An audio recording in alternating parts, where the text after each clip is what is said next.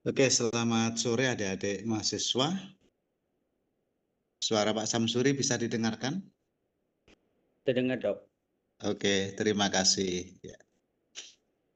Adik-adik mahasiswa yang saya hormati, semoga pada sore hari ini kita semua selalu dalam lindungan Tuhan yang Maha Kuasa, dilancarkan segala aktivitas kita, dan yang paling penting semoga apa yang kalian cita-citakan bisa tercapai dengan baik.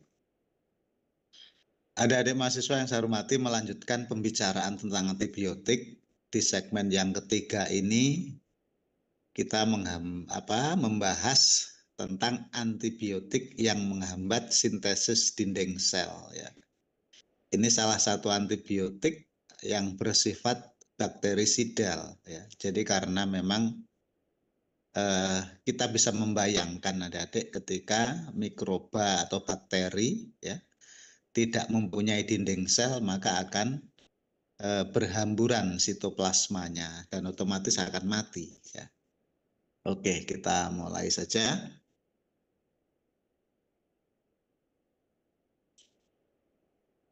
Adik-adik yang saya hormati, kita mungkin mengenal sudah lama tentang penisilin ataupun di sini penisilin G terutama.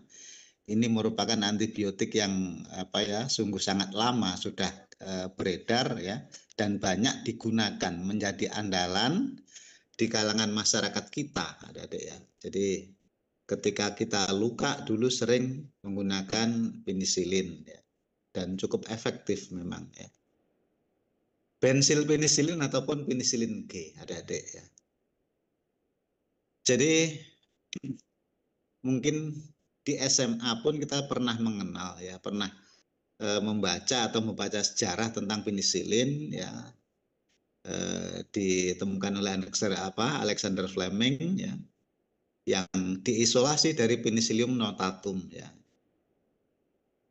Di sini merupakan antibiotik beta-laktam. Kenapa disebut beta-laktam, adik-adik? Karena mengandung cincin beta-laktam, sehingga nanti enzim yang mendegradasi penisilin pun itu disebut beta-laktamase. Jadi kaitannya mudah, kita akan mengamati ya secara struktur kimia ya, seperti apa ya penisilin. Kalau kita mengenal rumus bangun di SMA, tidak usah dihafal ini. Jadi ini hanya contoh, kita mengingatkan kembali ketika SMA dulu kimia organik kalian ya, yang mana penisilin atau istilahnya mungkin dikenal dengan aminopenisilin exit ya. Yang mana sih cincin beta laktam ya? Di sini kita sudah berikan panah di sini ya, beta laktam. Jadi enzim laktamase pun nanti akan mendegradasi pada cincin ini sehingga penisilin itu menjadi broken, menjadi tidak efektif lagi ya. Karena penisilin ini juga dikembangkan, adik-adik kalian sudah banyak mengenal ada amoksisilin, ada ampicillin dan sebagainya ya. Pada hakikatnya itu merupakan turunan ya, derivat dari penisilin ya, dengan teknologi biokimia, yaitu dengan cara mensubstitusi ya pada gugus R atau alkil yang dulu kita kenal di SMA ya. Inilah sebagai dasar untuk membentuk penisilin semisintetik, adik-adik ya. Tapi kita tidak usah membahas ke sini terlalu panjang, tidak ya. Jadi kita hanya mengingatkan, mengenal seperti apa struktur kimia dari penisilin itu ya. Mekanisme kerja seperti yang sudah ada pada judul, adik-adik, ini adalah dengan menghambat sintesis dinding sel ya. Bersifat bakterisidal pasti karena memang bisa dibayangkan kalau mikroba itu tidak ada dinding selnya tadi, pecah ya, mati ya, sitoplasma berhamburan ya.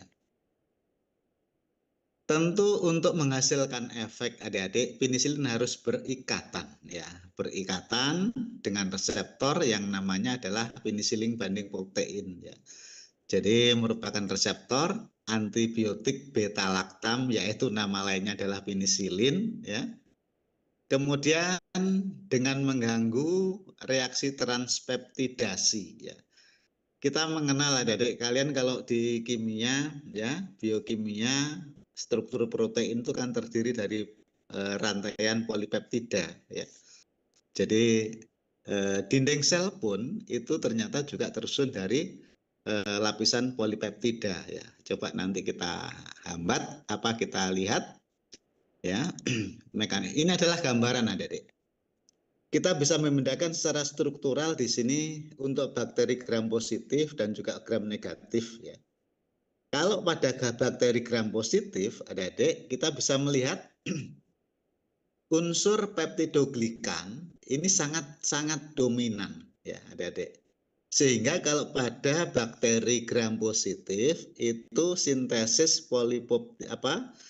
peptidoglikannya itu diganggu atau dihambat, maka otomatis dinding selnya akan fraktur ya, akan mudah pecah, rusak ya.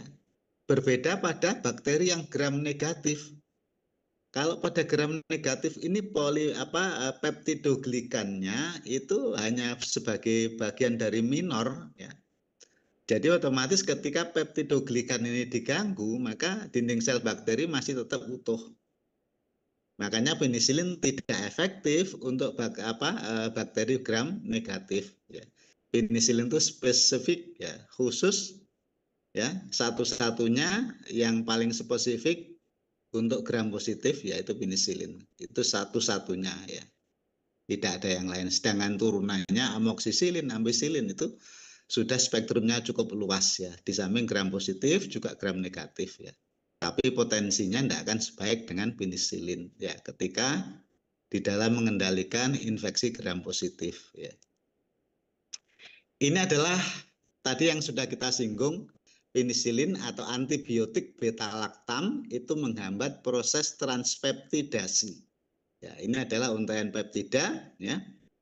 Jadi beta-laktam, penisilin itu bekerja dengan cara menghambat proses transpeptidasi dari peptidoglikan ya.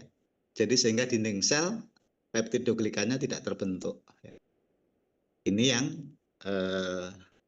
bisa kita bayangkan ya dari gambar ini, proses transpeptidasi atau istilahnya pembentukan peptidoglikan ya pada dinding sel bakteri. Bagaimana farmakokinetik dari penisilin? Di dalam farmakologi selalu kita mengenal farmakokinetik, farmakodinamik ya. Farmakokinetik adalah perjalanan obat ya. Mulai dari kita konsumsi hingga sampai diekskresi itu farmakokinetika. Bagaimana nasibnya di dalam tubuh kita ya hingga diekskresi. Kalau farmakodinamik itu adalah dampak ya, dampak dari tubuh kita, bagian dari tubuh kita, organ, jaringan ya terhadap obat tersebut ya, itu namanya farmakodinamik ya. Kalau natrium bensil penisilin absorpsinya baik ya, jadi nanti kalian bisa membaca ya. Tetapi adik-adik perlu diketahui bahwa untuk penisilin itu sebagian besar adalah bentuknya kristal ya. Nanti harus kita larutkan, kemudian bahan dasar itu bisa digunakan untuk parenteral, untuk injeksi ya. Jadi untuk injeksi dan biasanya memang kasusnya, adik-adik, kasus dari penggunaan penisilin itu pada kasus-kasus yang cukup serius ya. Pada kasus sepsis ya, misalkan pada kasus sepsis infeksi sistemik ya, ketika tubuh kita sudah terinfeksi dengan begitu masifnya, begitu parahnya, biasanya jalur terakhir adalah digunakan penisilin. Itu kita berikan secara intravena, kemudian juga bisa dikombinasi dengan antibiotik yang lain seperti gentamisin yang sudah kita pelajari kemarin. Ya. Ini merupakan dua kombinasi obat yang sangat potensial. Ya. Hanya kasus-kasus dari kasus sepsis yang cukup berat ya. Bagaimana konsentrasi di dalam darah ya? Jadi konsentrasi minimum bensil penisilin ya, ini ketika ini nanti ada kaitannya dengan bioavailabilitas, adik-adik ya. Kalian di farmakokinetik sudah diajarkan bioavailabilitas, yaitu fraksi obat yang bisa mencapai sirkulasi sistemik ya. Jadi pada obat-obat yang paten itu berbeda dengan yang generik karena memang bioavailabilitasnya berbeda ya, meskipun bahan dasarnya sama ya. Sehingga obat paten itu akan lebih mahal dibandingkan dengan obat generik ya.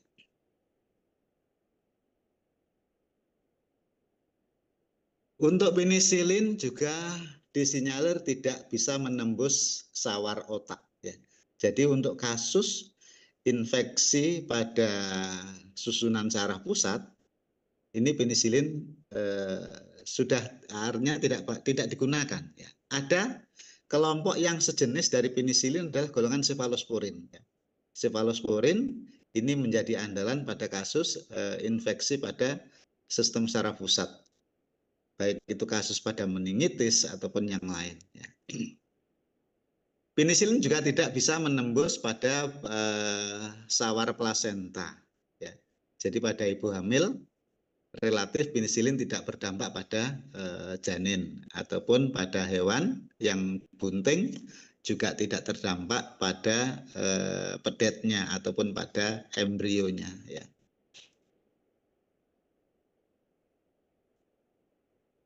Pada kasus mastitis adik-adik, nanti kalian akan mengenal pada kasus mastitis penisilin ini menjadi andalan ya. Sehingga nanti pemberian pada kasus mastitis pun akan diberikan secara intramamari. Meskipun secara ketika pemberian sistemik sebenarnya penisilin juga difusinya jelek ya, masuk ke dalam sistem kelenjar susu juga cukup sedikit, artinya tidak terdampak pada hewan yang menyusui ya. Jadi difusinya ke dalam susu juga jelek sehingga mastitis, pada kasus mastitis adik-adik itu wajib diberikan secara intramamari. Artinya intramamari kita harus memberikan penisilin ini langsung pada puting susunya. Jadi pada kelenjar susunya atau glandula mamae ya. Distribusi sebenarnya cukup luas, cuma tidak bisa menembus blood-brain barrier, juga sawar plasenta ya. Difusinya ke dalam air susu juga jelek ya. Tapi distribusinya cukup luas ke dalam jaringan tubuh kita ya. Ikatan protein plasma ya moderat ya, sedang ya. Kemarin ada yang sampai 99% ya pada sulfa dan sebagainya ya. Artinya apa adik-adik? Jadi ketika obat itu berikatan dengan protein plasma, maka obat tersebut tidak bisa bekerja. Ya. Obat tersebut harus dalam kondisi bebas, baru bisa berdampak pada tubuh kita, baru bisa berdampak atau berikatan dengan reseptor. Ya. Ikatan pada penisilin adalah 65%, jadi cukup istilahnya moderat ya, sedang ya. Jadi ketika ada interaksi dengan obat lain maka relatif begitu tidak menimbulkan toksisitas ya. Biotransformasi. Jadi ada dua biotransformasi di sini ya. Biotransformasi oleh hospesnya ya, oleh hospesnya memang belum diketahui secara pasti, tapi yang jelas hepar itu adalah tempat sentral dari metabolisme seluruh obat ya, di dalam hati ya. Di sini di dalam pada mikrobanya sendiri ternyata mikroba bakteri itu punya pertahanan adik-adik ya. Jadi ketika dia kondisinya terancam, ternyata mikroba ini bisa menghasilkan enzim penisilinase ya, pemecah cincin beta laktam tadi ya. Sehingga nanti akan merusak ya, merusak dari struktur penisilin sehingga tidak terdampak, tidak bisa beraksi atau bekerja dengan baik ya.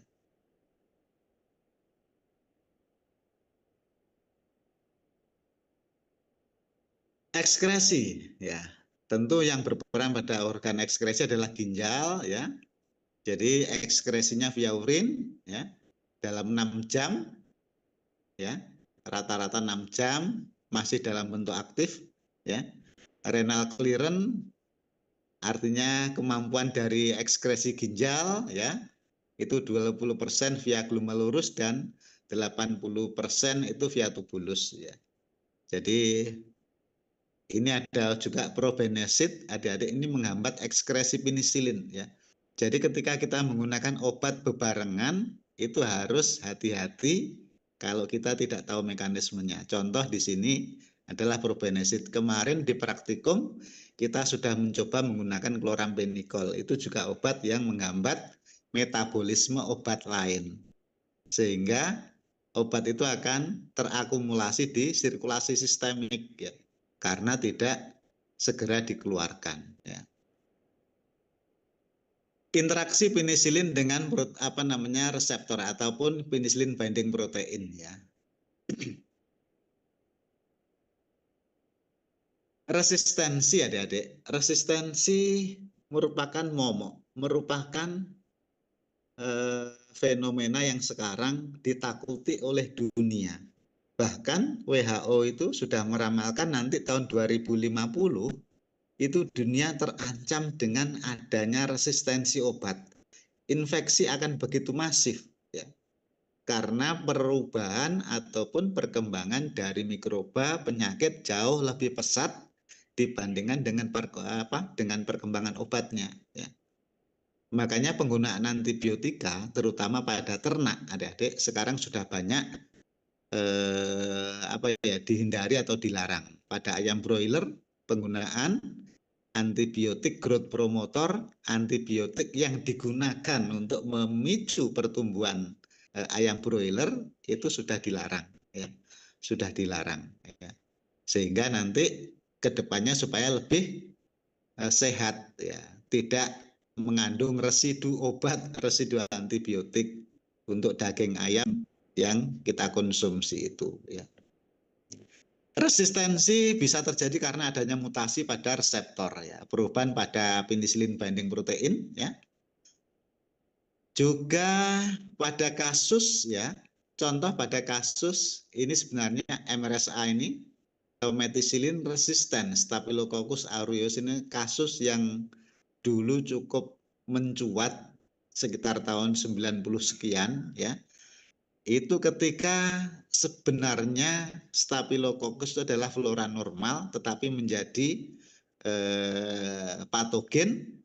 Kemudian dengan penggunaan methicillin merupakan obat yang cukup potensial ternyata tidak mampu ya. Jadi di sini terjadinya mutasi ya, itu akibat beberapa penggunaan obat yang tidak prosedural ya. Adanya penggunaan obat yang tidak mengikuti kaidah yang benar ya. Kalau antibiotik antibiotik itu tidak bisa digunakan sekali ya. Antibiotik juga tidak bisa digunakan berkepanjangan ya. Tata cara yang benar penggunaan antibiotik itu biasanya adalah paling tidak 4 sampai 5 hari. Setelah itu harus ganti kalau memang tetap harus menggunakan antibiotik ya. Tidak boleh digunakan sehari karena akan menjadikan resisten. Tidak boleh digunakan berkepanjangan karena juga memicu terjadinya resistensi. Pemakaian terlalu pendek dihentikan bisa memicu resistensi, yang panjang pun juga resistensi. Bagaimana itu terjadi? Ya. Ketika kita menggunakan dalam jangka yang pendek, adik-adik, ya, maka bakteri itu akan punya memori. Contoh di sini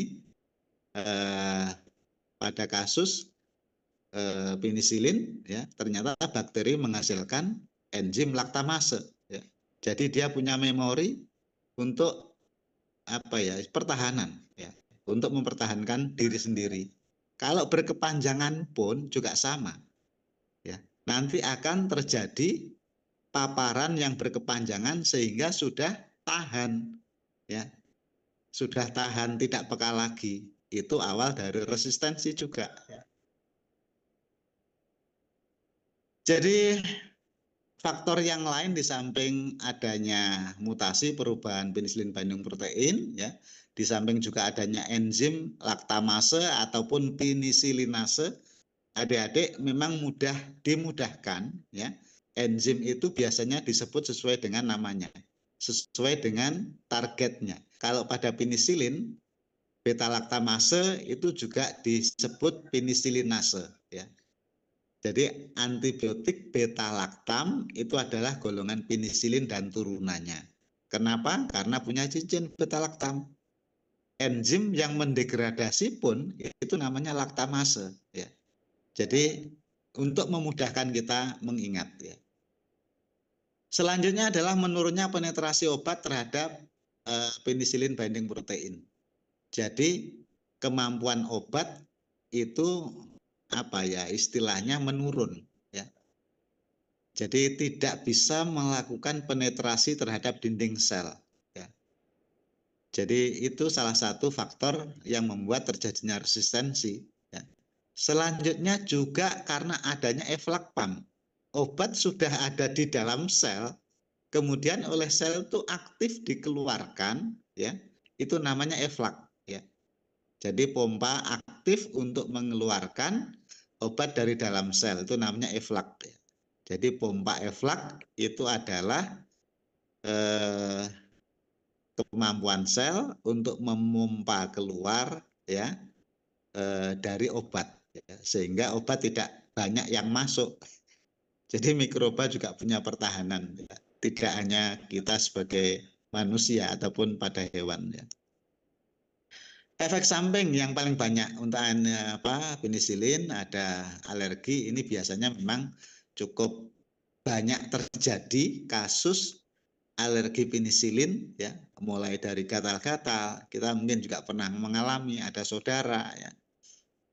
Itu biasanya terjadi dengan segera ya. Cuma yang paling serius, yang paling parah kalau sudah terjadi anafilaksis. Ini yang cukup parah ya. Ini sangat-sangat berbahaya ya. Di samping yang lain ada nefropati, anemia hemolitik ya, nekrosis ya. Tentu tindakan yang paling tepat ketika kita harus mengkonsumsi itu, ketika kita sedang mengkonsumsi itu ya harus dihentikan ya. Itu untuk menghindari efek samping yang lebih serius ya. Indikasi tadi sudah kita singgung mastitis adik-adik, ini banyak pada hewan ruminansia ya. Ruminansia pada kambing, pada sapi ya. Ini banyak terjadi kasus mastitis dan pengobatannya pun itu harus secara intramamari. Tadi sudah kita singgung karena penetrasi ke dalam susu, air susu itu sangat jelek ya, sehingga pada mastitis itu wajib intramamari ya. Pada kasus antrak yang sering kita dengar juga ya. Tentu pada tahap awal penisilin sangat efektif ya. Tetapi ketika kasusnya sudah berlanjut, bakterinya sudah berspora, ini yang sulit. Maka pada kasus antrak yang masih tahap awal, penisilin sangat-sangat diperlukan, ya, sangat-sangat membantu. Ya. Yang lain juga ada septicemia, strangles ini pada kuda, ya, infeksi Clostridium, ya. Ini juga banyak ya kasus infeksi Clostridium, ya, biasanya pada ikan. Ini juga kadang kita tidak sadar, saya sendiri pun pernah mengalami keracunan ya karena memang ikan yang sudah lama sehingga tercemar Clostridium seperti itu ya. Selanjutnya adik-adik ini adalah turunan penisilin, ada phenoxymetilpenisilin ya atau penisilin V, ini satu-satunya penisilin yang digunakan secara peroral ya. Cuma tidak banyak digunakan ya karena memang absorpsinya relatif lambat ya, jadi farmakokinetikanya memang tidak sebaik ketika kita berikan secara parenteral ya. Sedangkan penisilin semisintetik yang lain adik-adik turunan dari penisilin G ya di sini ya. Sebenarnya awal itu adalah ya penisilin, kemudian dikembangkan ya supaya spektrumnya itu lebih luas lagi. Makanya kita mengenal istilahnya ada nanti ada amoksisilin, di sini ada penisilin yang tahan terhadap beta laktamase atau penisilinase.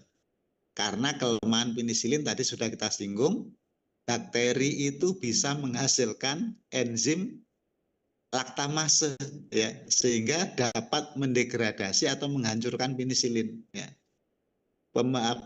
Manusia pun akhirnya juga mengembangkan karena bakterinya unik punya pertahanan, maka kita pun harus mengembangkan penisilin yang tahan terhadap laktamase ya. Di antaranya seperti kloxacillin, oxacillin, ini beberapa contoh ya yang tahan terhadap beta laktamase, adik-adik. Untuk toksikologi, adik-adik, nanti sebenarnya setiap obat itu punya potensi toksisitas ya, punya potensi toksisitas ya. Nanti kita akan pelajari seberapa besar potensi itu terjadi ya. Nanti kita pelajari di toksikologi. Secara singkat, ketika kita menggunakan dengan prosedur yang benar, tidak usah takut ya. Tidak usah takut. Kalau kita baca di mungkin referensi yang kalian baca, sungguh banyak efek samping ya, banyak toksisitasnya. Tetapi kembali lagi ya, tidak usah khawatir, semuanya tidak akan muncul dengan begitu saja kalau kita gunakan dengan benar atau secara benar ya.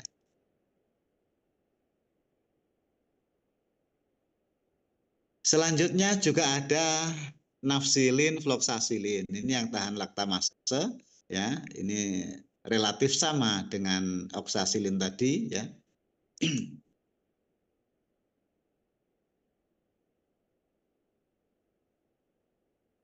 Selanjutnya juga ada temosilin. Jadi adik-adik ini beberapa penisilin yang memang tahan terhadap laktamase ya.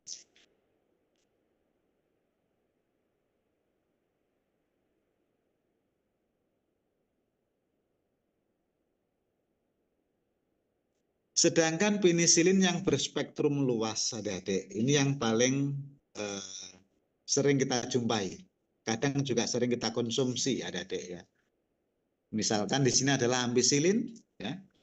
Ampisilin, ada amoksisilin, ya. Ini semuanya hampir sejenis, tetapi beberapa berbeda pada farmakokinetikanya. Ya. Kalau ampisilin ini relatif jelek absorpsinya, sehingga tidak cukup baik ya untuk pengobatan secara sistemik, adik-adik ya. Jadi pada ampisilin ini biasanya fokus penggunaannya adalah secara lokal ya. Artinya lokal karena memang absorpsinya jelek ya. Tidak sebaik dengan penisilin ya. Kecuali kalau kita berikan secara parenteral ya.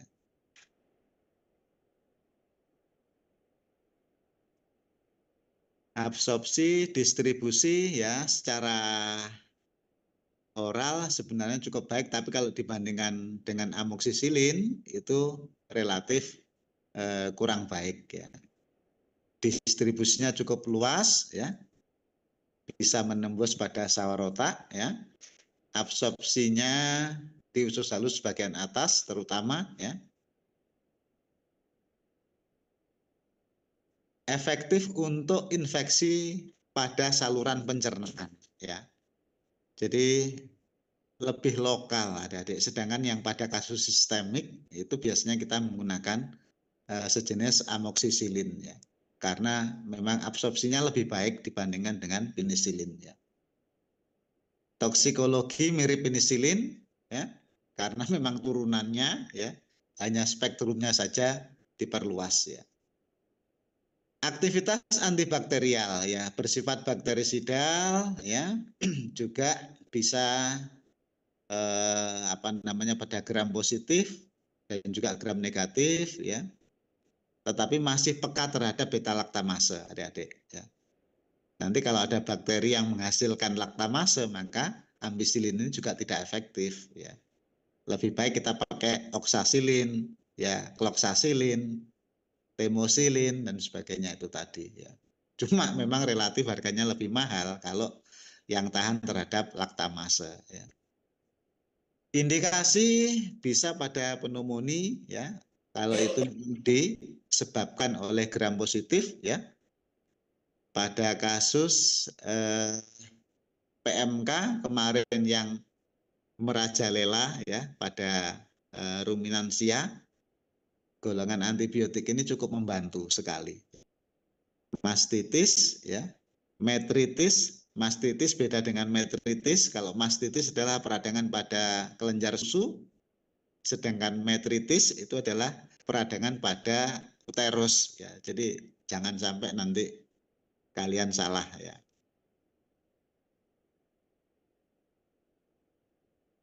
Pada anjing, pada kucing, nanti untuk dosis adik-adik kalian tidak usah menghafal, akan hafal sendiri ketika kita sudah sering menggunakan ya. Jadi jangan dihafal, tidak perlu ya. Nanti kalian akan hafal sendiri nanti. Ini amoksisilin yang sering kita gunakan adik-adik ya. Jadi kita percepat sedikit, mohon maaf ya. Amoksisilin ya. Tahan terhadap asam ya, absorpsinya lebih baik ya. Konsentrasi di dalam plasma pun juga lebih baik dibandingkan dengan ampicillin adik-adik. Makanya ketika infeksi sistemik tadi sudah kita sampaikan, amoksisilin jauh lebih tepat ya, lebih baik dibandingkan dengan ampicillin ya. Ada juga penisilin yang aktif terhadap parasit adik-adik, Pseudomonas ya, parasit darah ya.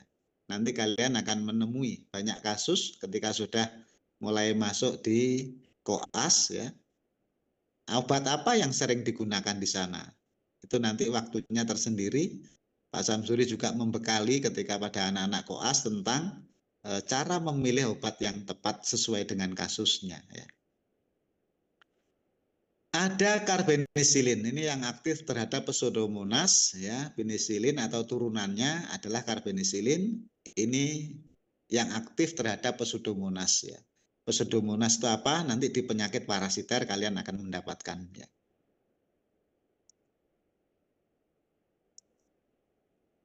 Di samping apa namanya juga ada tikarsilin adik-adik, ini juga aktif terhadap Pseudomonas ya. Tikarsilin sebenarnya juga turunan sama dengan turunan dari penisilin, bahan dasarnya juga sama adalah dari prototipenya penisilin ya. Ada juga acylrhodopenisilin, ini juga aktif terhadap Pseudomonas ya. Jadi sama turunan dari penisilin yang aktif terhadap parasit darah ya, Pseudomonas. Makanya di dalam pemilihan preparat adik-adik ya, di dalam pemilihan preparat khususnya yang gram positif, maka kita harus menggunakan penisilin dan turunannya ya. Untuk karena ada kejadian mudah degradasi pada saluran pencernaan ya, maka juga ada penisilin yang tahan terhadap asam ya. Karena adanya perlawanan dari bakteri ya, perlindungan bakteri terhadap dirinya ya, karena menghasilkan laktamase juga ada penisilin yang tahan terhadap laktamase ataupun penisilinase, dan juga farmakokinetiknya ya. Ini adalah cara-cara kita menentukan preparat adik-adik ya. Jadi tidak serta-merta kita memilih misalkan penisilin G ya, ataupun amoksisilin atau ampicillin. Tentu kita harus tahu kinetikanya juga. Ampicillin kinetikanya tidak sebagus dengan amoksisilin. Maka untuk pemilihan infeksi sistemik adik-adik itu lebih tepat kita menggunakan amoksisilin ya.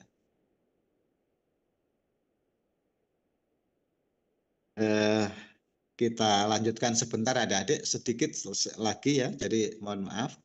Ini untuk yang hari ini sebentar, sedikit lagi.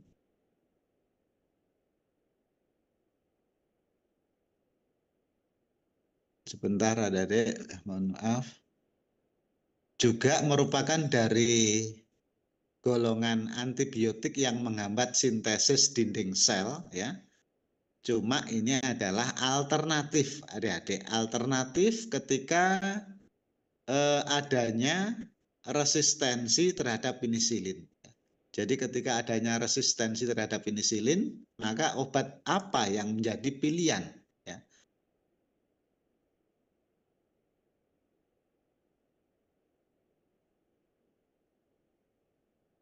Mungkin kita sudah banyak mengenal adik-adik ya. Jadi ada sebentar.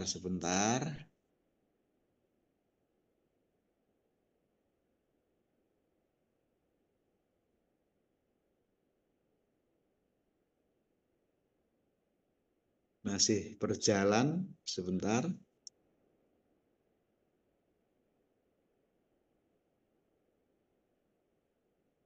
Di layar masih berjalan sebentar adik-adik.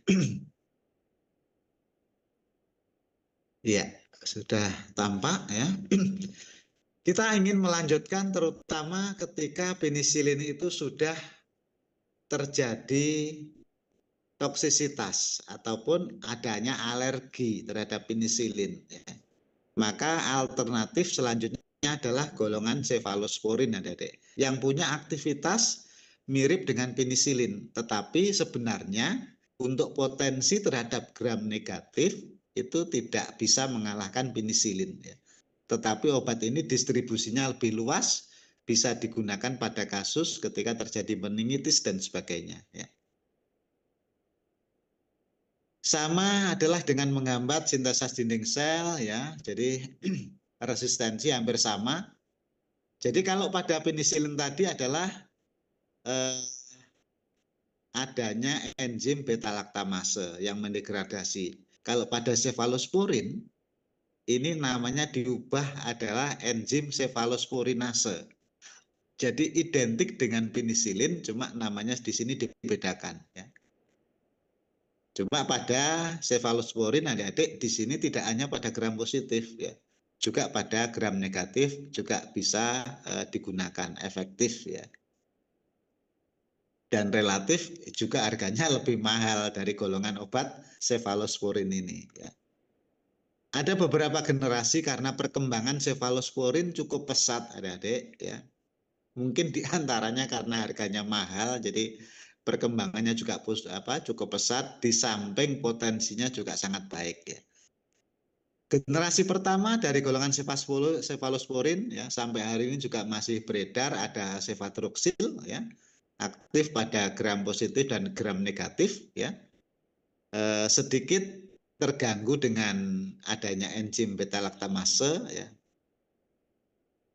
Terutama aktif terhadap gram positif seperti pneumokokus. Jadi pada generasi pertamanya adik-adik untuk jangkauan terhadap gram negatif sudah ada, sudah diperluas, tetapi lebih potensinya pada gram positif masian ya, masih pada gram positif ya.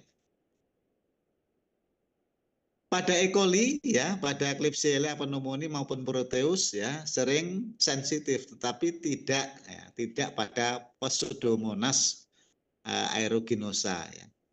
Terhadap Proteus, Enterobacter ya, ini tidak cukup efektif ya.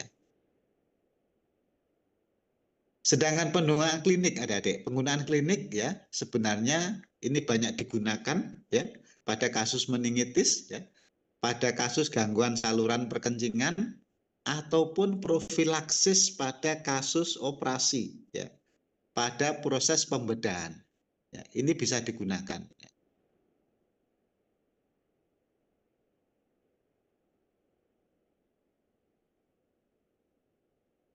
Sedangkan pada yang turunan kedua, adik-adik, second generation dari cefalosporin, ini juga sudah diperluas aktivitasnya pada gram negatif ya.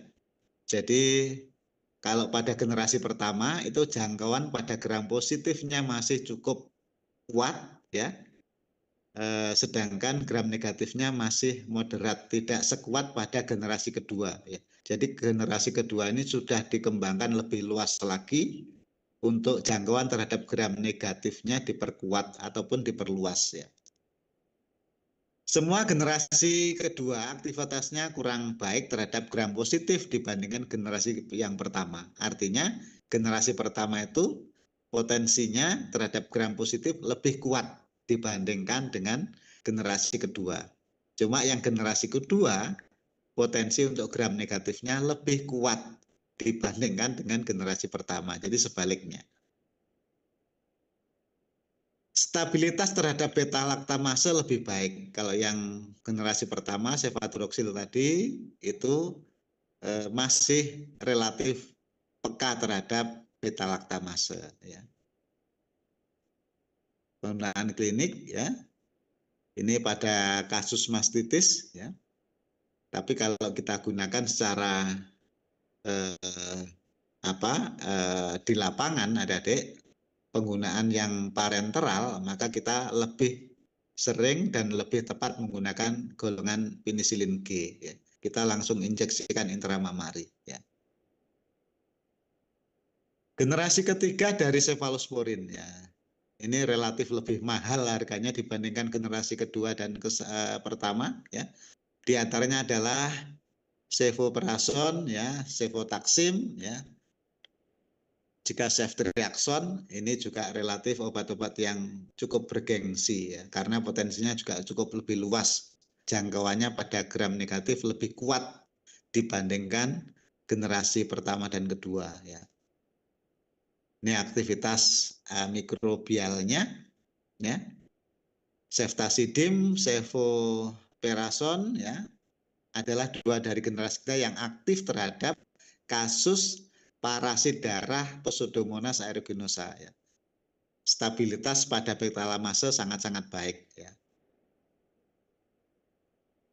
Penggunaan klinik ya biasanya digunakan pada infeksi yang serius yang resisten terhadap obat lain ya. Ini juga menjadi andalan ataupun istilahnya obat karena mahal jarang orang menggunakan kalau tidak kondisi darurat ataupun kondisi sudah puncak terjepit adik-adik ya. Pada kasus meningitis ya, jadi pada ceftriaxone ya generasi ketiga ini cukup baik menetrasi sawar otak, jadi bisa menembus sawar otak ya. Jadi cukup efektif ketika digunakan pada kasus meningitis ya, atau peradangan pada otak, selaput otak ya. Sedangkan generasi yang keempat adik-adik sampai hari ini masih generasi keempat dari golongan cefalosporin ya. Ada cefepime ya. Ini penetrasi terhadap sawar otaknya juga sangat-sangat baik ya. Sehingga obat-obat ini menjadi ending istilahnya senjata pamungkas ketika terjadi meningitis ya. Efek samping yang umum biasanya alergi ini sangat umum sekali adik-adik. Cuma kalau terjadi anafilaksis harus hati-hati ya. Makanya ketika kita belum tahu apakah kita toleran terhadap obat atau tidak, kita sebenarnya perlu menguji dengan skin test ya.